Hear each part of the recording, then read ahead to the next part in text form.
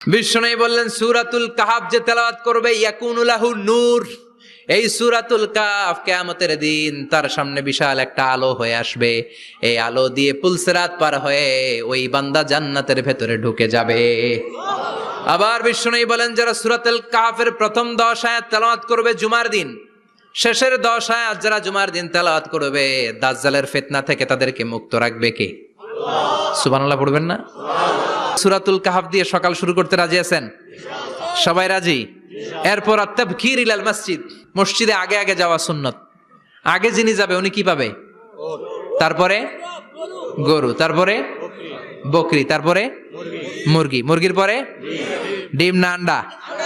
আন্ডা। আল মাশিউ আলাল ইকদাম, বিষ্ণু বললেন হেঁটে হেঁটে জুমার নামাজে যাওয়া সুন্নাহ। রিকশা, হুন্ডা, সাইকেল, সিএনজি দিয়ে গেলেও হবে, কিন্তু হেঁটে হেঁটে গেলে সওয়াব বেশি না কম?